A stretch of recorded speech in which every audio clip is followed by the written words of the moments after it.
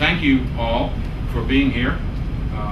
There's some very important people here that you all should get to know. That's what this session is all about, to build these networks and relationships. In fact, when we surveyed you, and in past years when we surveyed folks like yourself, the #1 reason for coming to something like this was to do networking. So you can see the credible nature of the folks that attend these things, and it is a great opportunity for networking. The #2 reason is to learn. So now we're going to turn to the learning session of tonight's meeting, and it'll be in 2 parts. And I have in front of me the bio of both of our speakers tonight. I'm going to read the bio for Dick Warrick first. He'll be speaking for about 30 minutes. This is his set of slides, Knowledge Management and Communities of Practice at IBM. And then when he's done, and after a few questions and answers, depending on the time frame, we'll have Laura give her presentation. Dick is an associate partner in IBM's Business Consulting Services division, where he leads a practice that focuses on workforce effectiveness and on using web technologies to support organizational transformation. In his consulting career, Dick has led knowledge management engagements for such clients as Motorola Asia Pacific, Unilever, SAP, and the U.S. Army, the U.S. Postal Service, the Defense Logistics Agency, NASA, and National Geospatial Intelligence Agency. I'm glad I got that one out. Dick graduated from the University of Virginia a long time ago, he claims. And somewhat more recently, he earned a Master's of Science in Organizational Learning from the excellent program at George Mason University. Please join me in welcoming Dick, and thank you very much, Dick.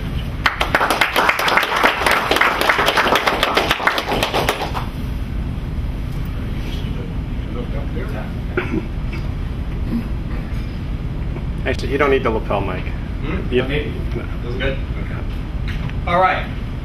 Well, hey, it's a pleasure being here. This is a topic that I've been involved in since, probably the mid-90s. Years ago, I was on the sales side of an organization called Steelcase, private sector manufacturer of office furniture. I probably personally put thousands of people in cubicles, so it took me years to work out that bad karma, right?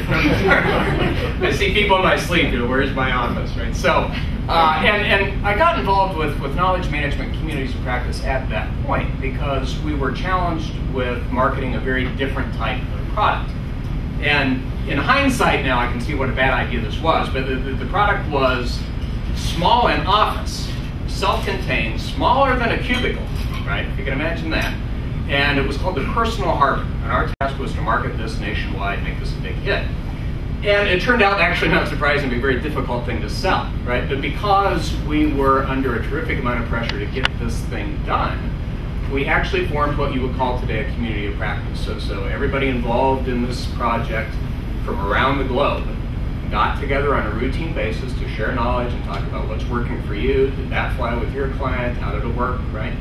And it actually became a very powerful experience. In fact, I found this, I didn't realize I still had it. We had a whole field book on the organizational learning behind this FAST team, this advanced sales team. We wound up, if those of you who have been through knowledge management curriculum, there's an author named Etienne Wanger who does a lot of work around communities of practice. We made it into that book, and it was really quite a successful venture. And one thing led to the other, and I wound up going to the program at George Mason, where I don't think my professors would be upset if I called that an incredibly left-wing program, but a good one, and changed my thinking about things, wound up leading me to what was at PricewaterhouseCoopers Consulting, and I'm here today. So in some ways, communities of practice are sort of responsible for a big career change for me. So what I wanted to do today, and in a very short period of time, is get to a little material about how we do communities of practice at IBM. So I'm talking about internal IBM, not the things we're trying to sell to clients. But I want to get there by talking about a few factors that I think are critical, certainly at IBM, critical to doing communities of practice successfully. The first is that I think you do have to have a high-performance culture, or a culture where performance counts. I have a couple of clients who are honestly saints in how hard they have worked to get knowledge management going in organizations where it probably will never work, right? Because the culture will not permit it, right? We'll talk about that a little bit, what we do at IBM to create that type of culture.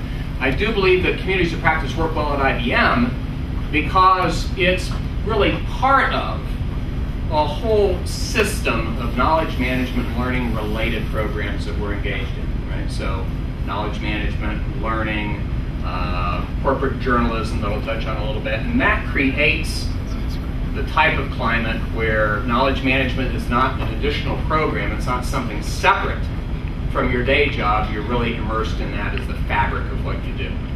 I'll talk a little bit about people-to-people connections because I think it really gets to the business reason that we spend. And we are for-profit at IBM, and like the KM Institute. I mean, we're for-profit, we spend a lot of money on this stuff because we think it works. And the business problems that we're trying to solve with communities of practice are all around how we make these people-to-people connections. I'll talk about that a little bit. I've asked my colleague Rob to give me a 10-minute high sign so I don't need your valuable speaking time. So I may fly, you may get the illusion of motion as I go through these slides pretty quickly. Okay?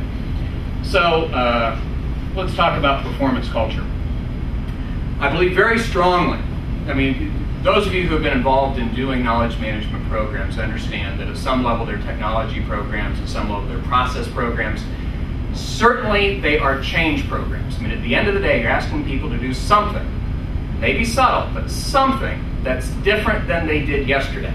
You know, the outcome of this program is going to be that you'll be behaving a little bit different than you did before. And it always surprised me, certainly surprised me how long it took me to figure this out, that if you're trying to get people to change your behavior, to change their behavior rather, and you ask them a simple set of questions that sound like, if you do this differently, will something good happen? And if the answer is no, then you ask, well, okay, so, but if you do this, if you don't change your behavior, will something bad happen?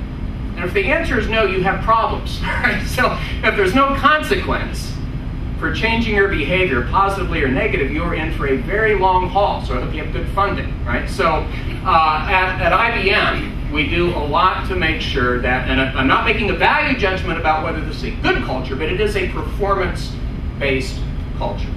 So part of it, I'm going to show you a bunch of screenshots here, not because I'm trying to sell you technology. In fact, all this happens on the web because we're such a dispersed workforce that we have to do it that way in part. But one thing we do is we try to make sure that everybody at IBM gets what we are trying to get done, right? Everybody at IBM has some sense of what we're trying to do as an organization and even what their role is in getting that done. So we can go to the web. We have something called W3, it's our corporate portal. We only have one, which is a big issue, right? I mean, we only have one, right? Which means that you know that if you've gone here, you've seen the full story, the true story, the only story that we're publishing, right? So we go here and we can read all about Ibm Strategy. What are we trying to get done? What is on the leadership's lips today, right? Where are we trying to go? Every business unit, you talk about culture change. You know, we did a poll of our senior executives and said, we give you a choice. You can either put a scorecard that gives you a red, yellow, green, performance assessment of your division, or we can pull out your molars with chopsticks, right? And most of them chose the chopstick treatment, right? Because this is hard to get senior leaders to put out there in public a simple scorecard that says I'm doing well or I'm doing bad, right? Okay?